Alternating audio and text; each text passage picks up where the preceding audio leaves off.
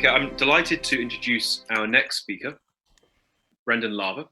So Dr. Lava studied philosophy and mathematics at Balliol College at the University of Oxford before embarking on a brief career as a systems analyst. He quickly resumed his studies in philosophy, taking a master's from Queen's University, Ontario, before returning to Balliol to write a doctoral thesis on the philosophy of mathematics of Imre Lakatos. He taught at the Universities of Liverpool and Oxford before joining the University of Hertfordshire in 1997. He specialises in the history and philosophy of mathematics and science and the philosophy of education. And today, Brendan's going to give a talk entitled, "What Virtues Do We Philosophers Model in Our Classrooms?" Thanks, John. All right, well, thanks very much. It's a pleasure to meet some new people and hear some new thoughts. And the last two talks were interesting in their own right, and also set me up quite nicely. So this really began with thinking about we would invite undergraduate students to come along to research seminars, and so they could see philosophy being done, see the experts do the real stuff.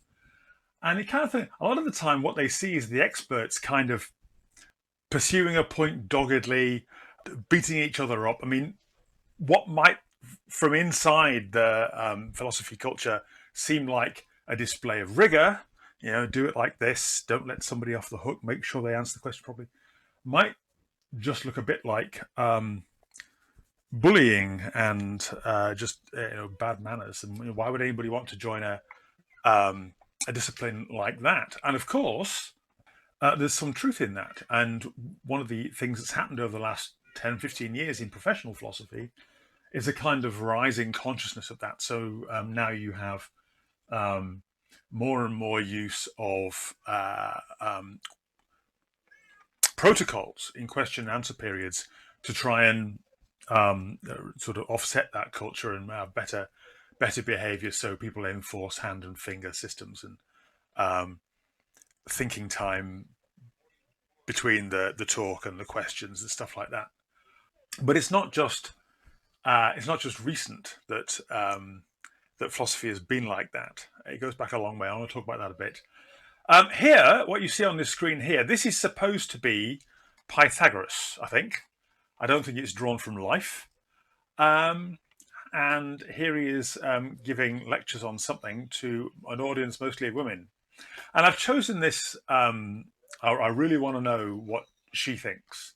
Like if we could have a speech bubble here from her, what would she be saying? Because one thing that they all must know, these women in this audience, in ancient Greece, as imagined sometime in the 19th century by the look of it, is that they could not possibly take his place. When he eventually, joins the immortals, he'll be replaced by another man. So what are they doing in this classroom? What are they learning? Why are they learning it? What value could it have for them, given that they cannot take on that expert position? And that's a thought I want to come back to.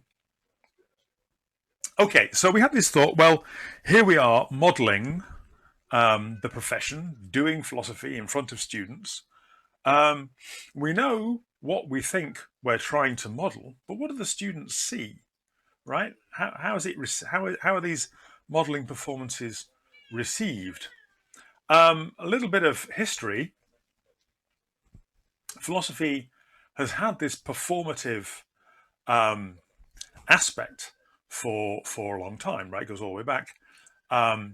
Here's a famous exchange, Elizabeth Anscombe speaking to A.J. Ayer, and she says, if you didn't talk so fast, no one would think you were so clever. Quick as a flash, Ayer replies, and if you didn't talk so slowly, no one would think you were so very wise, right? So they're both. Now, of course, Ayer was clever and quite wise, and Anscombe was wise and also rather clever.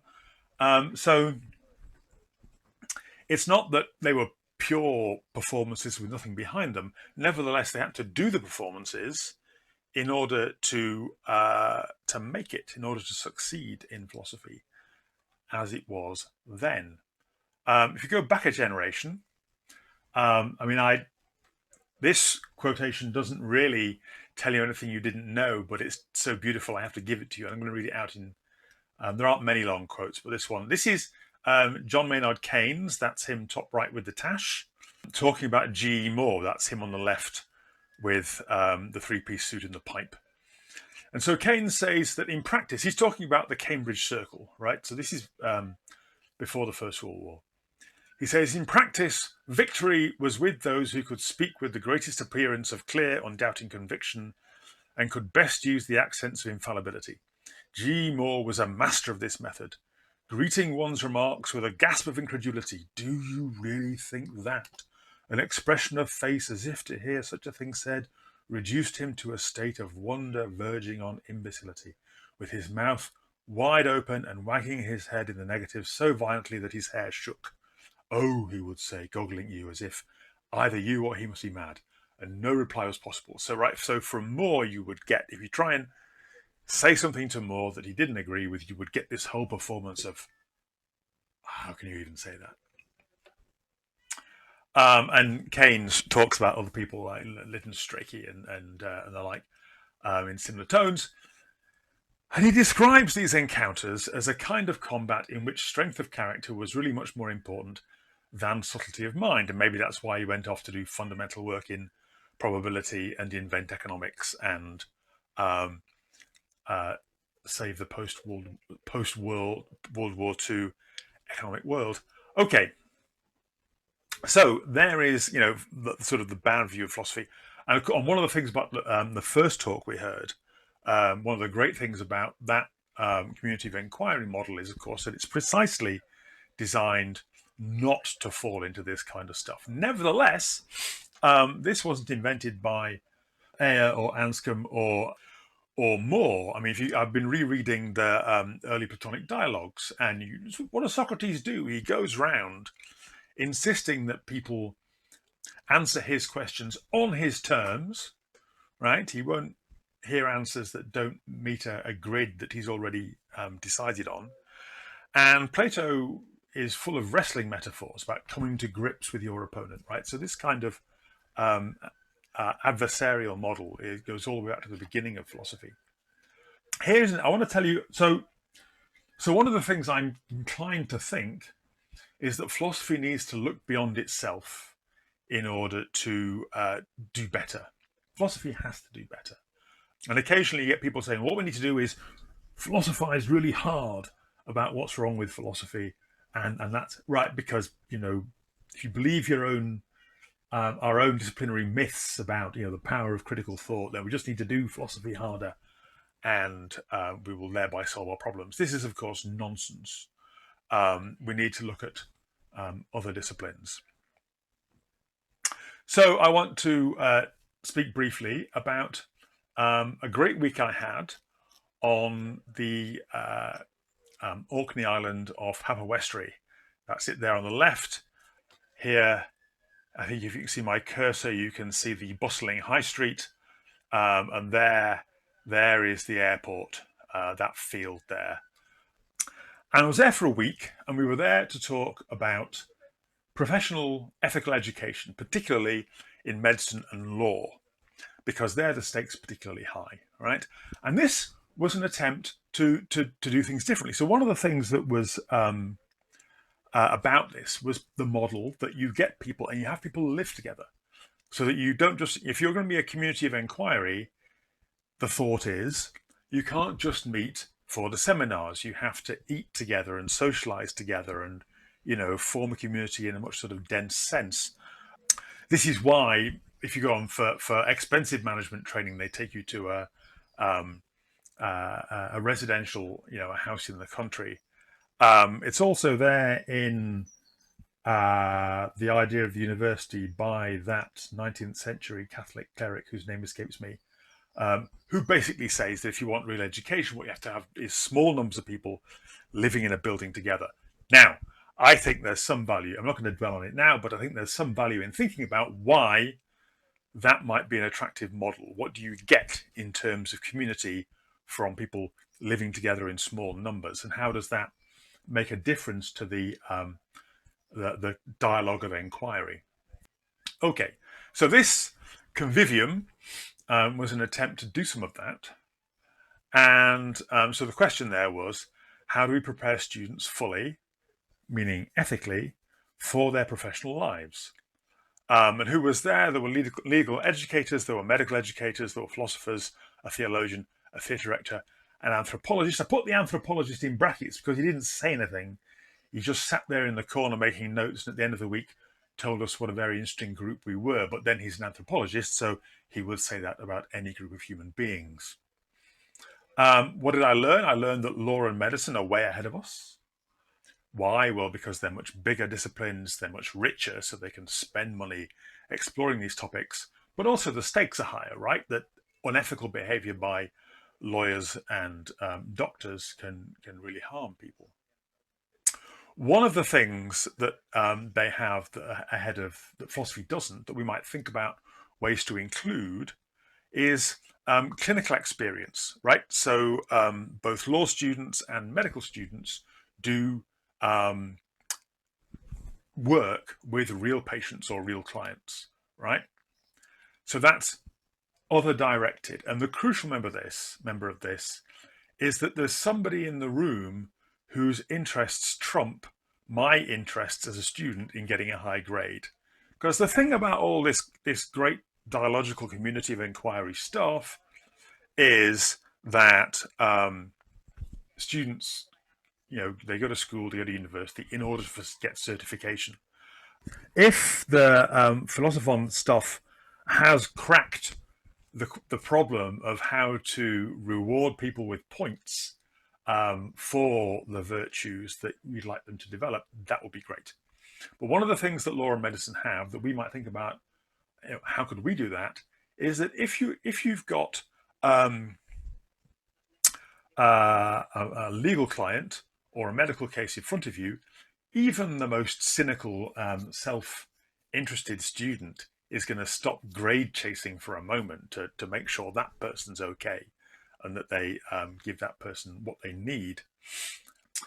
The other thing that I was led to think about was that what legal and medical educators do a lot of and are very good at is modeling the visible virtues like confidence and authority. So in medicine, I mean, there were anecdotes, lots of great anecdotes about medical lecturers having rather flamboyant displays of confidence and authority. Why are you here? You are here to learn to be a doctor, right? What was all that about? Well, it's important that your physician should be confident. That part of the placebo effect, part of the necessary, bunkum or Barnum rather, of medicine is that you should go to your physician and feel better just because they seem to know what they're talking about, right? But it's important at the same time that your physician should have intellectual humility, that the first diagnosis they think of doesn't strike them as the absolute truth from which they will not be budged, because maybe they missed something the first time around, okay? But how do you model that? And how do you model those two at the same time? Another thing I started thinking about is that, of course, these virtues or these qualities do tend to be culture specific. So one problem that the medics had in the UK is that excellent Nigerian students were failing the diagnostic interview exam, right? Now, these were great students who were passing everything else. The thing about the diagnostic interview is it's about how you talk to the patient, right? But that's culturally specific. So being a doctor is a different business socially now, because if you go to your doctor, you and your doctor have to, are now in our culture required to sustain the fiction that you are, in some sense, peers. You are jointly responsible for the management of your healthcare. And so the doctor will sort of ask you for your opinion and so on. And you may have read something on the internet, you go along and the doctor may even listen to that, right? And somehow the fact that the doctor is the one with the diploma gets kind of, bracketed for the purposes of that conversation. In West Africa, things are a little different. People want something different from their doctors, and their doctors are used to giving it. So there's nothing, there's nothing right or wrong about any of this, but what counts as success in the diagnostic interview is going to be culturally specific. What does that mean in philosophy, right? If you've taught international students, you will already have some answers to that question pinging to mind. Okay, so this was just to remind the question for, I'm talking about this from inside a sort of university perspective, but I guess this goes for schools as well. And anybody who's trying to practice philosophy is, what virtues do you think we're displaying?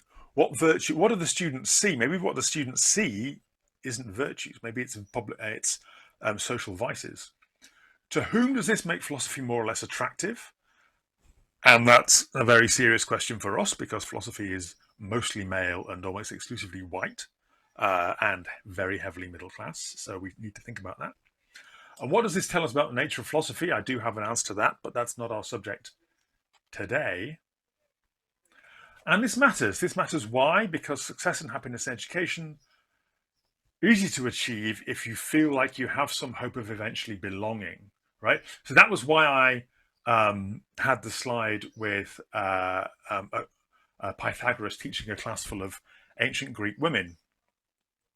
It's important. The institution must seem to be for people like you, which is not the same as, does it welcome people like me? Because you're welcome in my house, but in the end, it's still my house, right? It's still full of my stuff and my taste, and I get to decide what goes on here. So being welcome isn't enough. People need to know that they belong in the place where they're having their education. And this is a point about inclusivity, which is something we need to think. We've all been pressed to think about, and rightly so. Institutions tend to think about inclusivity in terms of admissions. Are we admitting the right numbers, the right proportions of the various demographic groups? You need to think also about what people are being admitted to, right?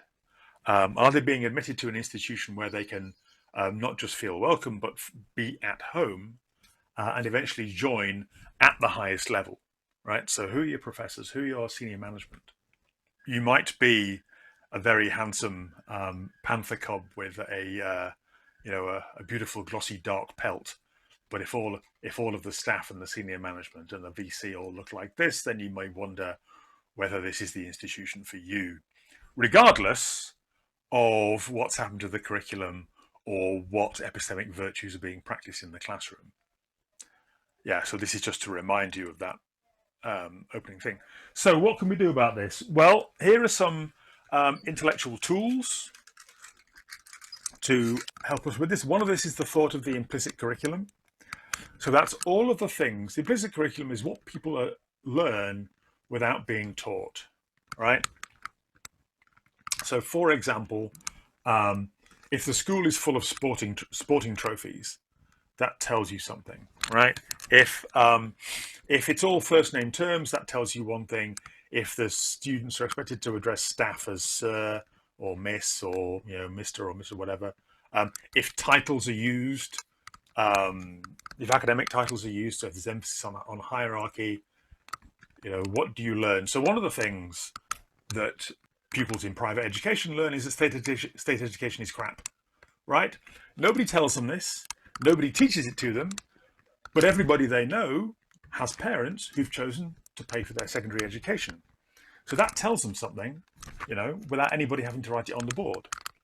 I had a short career as a maths teacher. Girls learn that maths isn't for them because they're girls. Nobody writes it on the board, but they learn it very effectively all the same. So the implicit curriculum is all the things that pupils learn without them being written on the board. I remember this being explained to me by the presence of a bunch of flowers. If there's a bunch of flowers on your desk as a teacher, that tells the students something about you and something about the place they're in. I'm not quite sure what, but I was reminded of this because we had a discussion about having bunches of flowers on the shelf behind you in your Zoom presence. People are thinking very hard about their flowers at the moment. Why? Because they have an intuitive understanding of the implicit curriculum. So you can ask about that. Sacred knowledge. So this is a reference to the work of the sociologist Basil Bernstein. Bernstein was interested mostly in primary school children and in language. And one of his core questions was, why is it that working class pupils don't do as well in language-based topics when they do just as well as their middle class peers in STEM subjects? And his answer was basically that there are different language codes, that class distinction works in part by having different language codes, different ways in which not just people use different words, different vocab, but different ways in which language works in the kind of linguistics, almost grammatical level. And the short answer is the way that pupils and students are expected to write in humanities disciplines happens to be the way in which middle-class children are brought up to speak.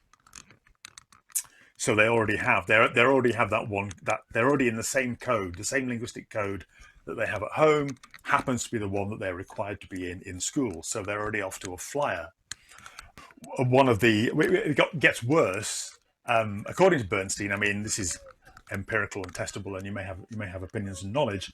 But one of the things he argued was that child-centered education that was brought in the 70s actually made things worse, because that kind of education where children are encouraged to be a bit precocious, to have opinions and to express their opinions and to construct their own knowledge and to say it out loud and to debate, coincides with dinner time in certain kinds of middle class house, right? So if you're an 8-year-old being raised in the kind of house where dinner time around a family dinner table is also debate practice, then when you get to the child-centered classroom, you are right at home.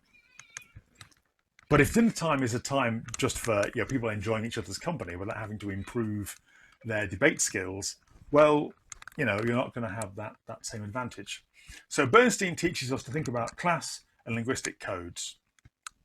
The third thought is the signature pedagogy. So this is the moment. This is thinking about postgraduate education. This is the moment when you learn how to think, perform, and act with integrity as a member of your profession, right?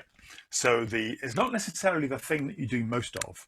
So, for example, for medicine, the signature pedagogy is following the consultant on the hospital round, doing the diagnostic round, going from bed to bed. It may not be the thing they do the most of, but it's the point where they learn to be doctors. In engineering, mechanical engineering, it's standing around a table with a dead engine on it, figuring out how to fix it. So I haven't got a lot of time left, so I'll leave it as a question. What is the signature pedagogy of philosophy? So I think there are some models that are problematic for these sorts of reasons. So the Gadfly and Boxer conceptions assume legitimate presence. You can only stand your ground and do that G more stuff, or bother people with awkward questions if you have a legitimate presence in the institution and you know it, right? If you are suffering from imposter syndrome, it's going to be more or less impossible to engage in that kind of combat that Keynes was describing, and it will be more or less impossible to go around bothering people like Socrates with awkward questions.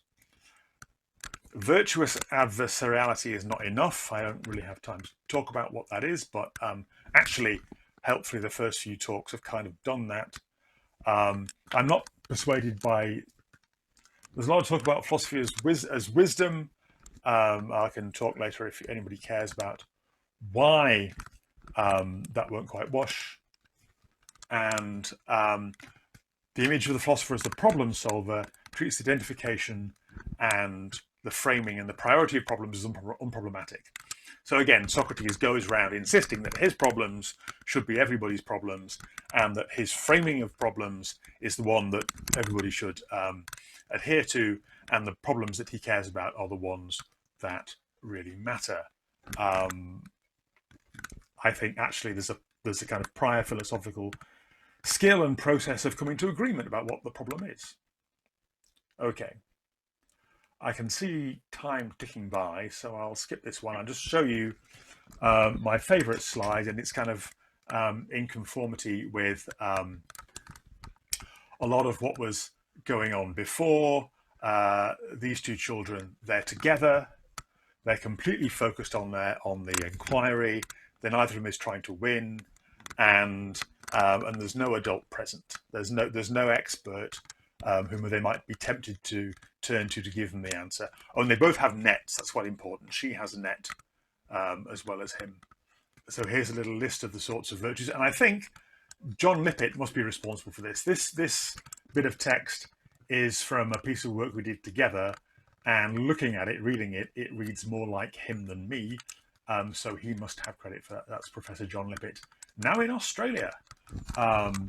Just to complete the Australian connection. So I think I've had my time plus 3 minutes. So I will leave it at that. Thank you very much indeed, Brendan, for that extremely interesting talk. I love the idea of a convivium, and that sounded great. The things you learned there, and this idea of the implicit curriculum seems extremely important. I'd love to hear more about that. Before we begin, Brendan, the questions, just a small thing. A few people commenting that there was some noise in the microphone. I think it might have been if you were touching the microphone, if you were the only person unmiked. All right. Sorry, so just watch out for that when in the questions, please. Okay, so if I just sit still, it'd probably be okay. Right now, it's fine. I think maybe you might have knocked the mic by accident with your hand or something during the talk. It doesn't matter. Yeah. When I was darting around, pacing, I was, really, I was pacing up and down. You couldn't see it, but actually, I was pacing up and down before a blackboard because, it sounds fine now. I can't hear any noise whatsoever, so it's great. Okay, good. Thank you very much for that extremely interesting talk. Right, okay, got a few questions here. First from Elise Pimont, who says, as an undergraduate student at Hertfordshire, I've seen the benefits of residentials, being welcome to seminars, etc., which allows students and staff to talk on a seminar level and eliminates some of the potential scariness, making staff more approachable and students more confident in their philosophical abilities. How do we tackle the issue of the implicit curriculum? Is it through these sorts of things or through something else? There isn't a short answer. You just have to form the habit of thinking about what you're saying. So, for example, I mean, COVID has made the management of physical space into a whole other thing. But we have, Elise will know this because we work and study in the same building. There are 2 flights of stairs you can go up and down to get to the upper levels in the building that we share. And there were elements in the management who wanted to make one of them an up flight and one of them a down flight, and to have signs enforcing this one-way system. And I was dead against it on the grounds that doing that might make traffic flow a bit smoother, but it also tells the students that you think of them that as a crowd to be controlled, right? I would rather have a bit more inefficiency and milling about in the stairwells and have fewer shouty signs, because I think shouty signs, even if they're just about something like how you move around the building, convey something about how the institution views its students. So, but you just have to become the kind of person who cares about this stuff and goes around looking out for it. There isn't, It's like everything else. It's like, racism awareness. I mean, there isn't a day when you crack it. You just work at maintaining and improving your awareness. Great. Thank you very much for that answer, Brendan, and thank you for that question. Next question is from Britt Harrison. Britt says, we've yet to hear the word courage, but might it be that this is an important epistemic virtue when one needs to find a voice to speak out or speak up, and when wants to raise questions about the assumptions that seem to go unquestioned in the room? That's the question, effectively. So I suppose, to what extent should courage be amongst these virtues that you're recommending ought to be embodied and modelled in the classroom? Hi, Britt. It's been a while. Nice to hear from you again. I was really pleased I had a look down the list of participants. I was really pleased to see your name there. Yes. So, but it's going to play various things. So one of them is intellectual courage. So, a little bit of Karl Popper, go for the bolder thesis, because you're more likely to be wrong, but you're more likely to be wrong in an informative and insightful way that helps everybody's thinking move on, right? I mean, this is kind of Popperian idea that it's better to be wrong in a good direction than to be right in a way that doesn't move things forward at all. So you need to have some kind of intellectual boldness. But you also need to have a kind of social courage. I think that was more what you were getting at, and for teachers as well, right? So you need, I mean, the for teachers to be able to say, no, I'm wrong about this. I got that wrong. Sorry, folks, I'm going to have to figure this out and tell you next week. Yeah, sure. I mean, the only thing is that courage is always the first virtue. If you start with Aristotle and you make a list of virtues, you always end up talking about bloody courage first, because it was obviously very important in the military Greek city-state. But yes, Britt, you're quite right. Courage is going to be on the list. Yeah. Great. Thank you, Britt, and thank you, Brendan. Okay, so next question is, since dialogue is so important in philosophy, and we're supposed to be teaching students how to engage in dialogue effectively and debate effectively, it seems that if we want to model that in the classroom, perhaps we need more than one teacher doing the modeling, right? So you can imagine that the teacher models very well how to respond to student questions, but if you want to see some expert dialogue, we need more than one teacher. So is this something you've perhaps tried at Hertfordshire, having multiple lecturers model debate in this way? Or do you think that in the teaching of philosophy, we should try to have more joint teaching? Or is there some alternative way of getting around that issue? No, yes, and maybe. So no, we haven't tried to. We did do some of that for a bit, with some modules, but there is an obvious resource issue. Two teachers is twice as expensive as one. But it is right. I mean, one of the ways in which this stuff all does sort of fall over is that you only have one expert voice in the room, which is why you want students philosophizing together, and you back off and let them get on with it. But of course, the trouble with that is, and they know this, is that they can end up sharing their misapprehensions, sharing their misunderstandings, and they know that as well, which is one of the reasons why they don't always engage very wholeheartedly in small group or pair tasks, because they think, well, are we, if we're getting this wrong, why are we spending 20 minutes, right? So yes, I think team teaching is great for precisely that reason, that you can have two voices. I also think that it's very healthy if particular philosophers are not taught by experts on that philosopher, right? So there is a pattern you get, particularly universities, where you'll have your house Kantian who's given their young adulthood to mastering Kant and doing research on Kant, and will then teach the Kant course and will be keen on Kant, and the students pick this up. Mm-hmm. And I think actually it's much healthier if they, pass that course to somebody else, and somebody who knows enough about Kant to teach it, but isn't quite so committed to the Kantian way. Mm-hmm. And this goes for everybody, not just Kant, obviously. I remember, I teach Nietzsche. I'm not a Nietzschean, actually. I'm, kind of like this about Nietzsche. And there's a point about 6 weeks in when the students realize this, and realize that their task in writing an essay for me isn't necessarily going to be explaining to me why Nietzsche is right. And for some of them, this comes as a liberation. And for others, it's a kind of a moment of panic, because they've settled into a model where the way you get a decent mark is that you tell the professor that their favorite philosopher is great. If that model isn't available, they're not quite sure what to do. So one of the ways of getting two voices in, back to your question, one of the ways of getting two voices in without having to pay for another instructor is to have somebody who isn't committed to the voice in the book, who doesn't just amplify the voice in the book, but who genuinely disagrees with it. The other thing you can do is, of course, have events, research seminars, philosophy society, visiting speakers, whatever you can manage, and do it that way. But then you're sending one of your educational goals out into your extracurricular program, and ultimately that may not be what you want to do. It would be better to have at least you trying to achieve all of your educational goals inside your curricular effort. Mm-hmm.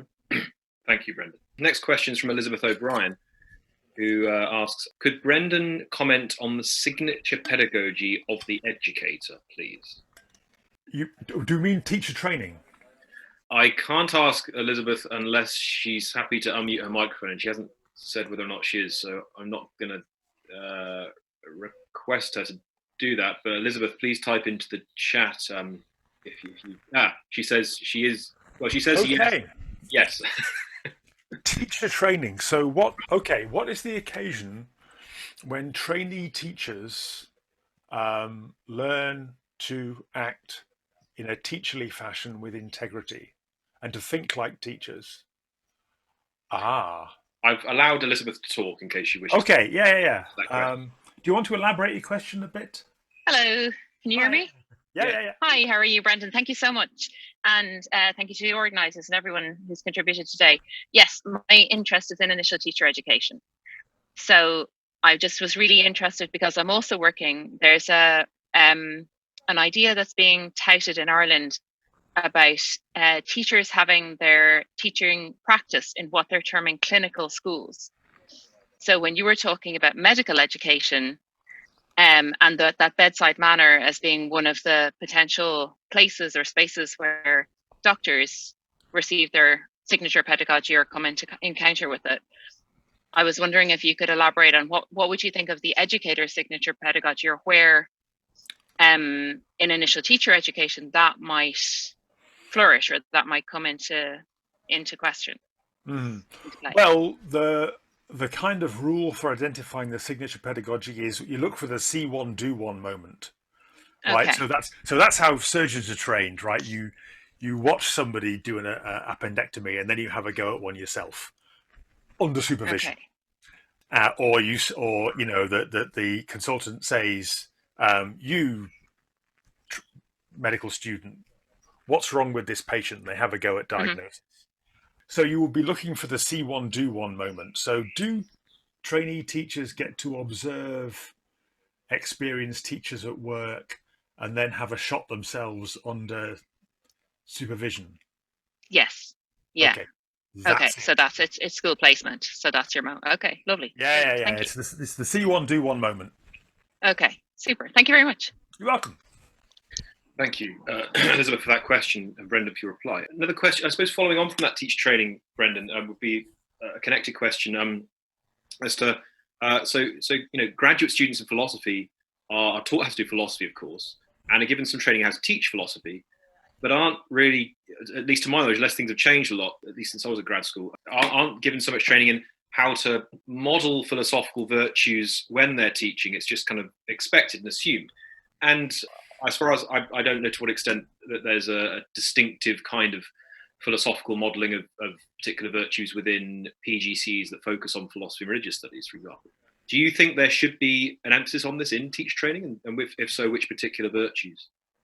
Well, I think part of the ways in which philosophy teaching can go wrong is if the signature pedagogy for becoming a philosopher is the postgraduate research seminar, right?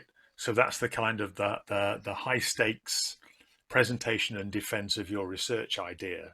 So that's replete with military metaphors, right? That you defend your idea and people attack it and all that kind of stuff, and you might stage tactical retreats and retrench, all that kind of stuff, which can set you up to if you're not careful, you can just go and do that with students, right? Which is going to be terrible for all these sorts of reasons. But one piece of I don't know if it's they say that the plural of anecdote isn't data, but one thing I've heard a few times is that people have A-level students have very different experiences of doing A-level philosophy, depending on whether it's a philosophy graduate teaching it.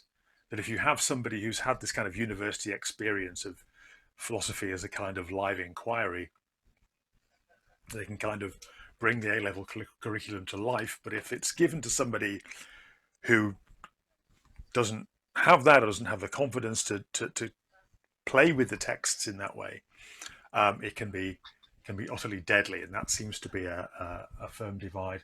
I'm not going to lay down the law about what ought to happen in teacher training for RE, RS, and religious and philosophy, because I don't know enough about what's happening now. To be honest, I think that's the honest answer. Usually, when I go to schools and talk to philosophy and RS teachers and ask, what are you doing about communities of inquiry? What are you doing about fostering the virtues? They usually say, I'd love to be doing more, but we've got an imposed curriculum, we've got an imposed timetable. We have to, make sure that our pupils are able to produce the required answers on the required day. And that, so I think if we want to start fixing philosophical and religious studies education in schools, bothering the teachers about which virtues they're modelling probably isn't the place to start.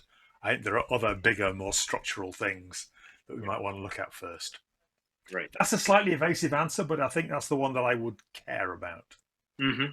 Great. Thank you very much, Brendan, for that answer. And thank you very much indeed for your talk. That was extremely interesting. And I look forward to reading up on those areas you talked about further. And thank you, everyone, for your questions. Right. Our final speaker today is Professor Angie Hobbs, and you can hear her talk on our podcast. Thank you.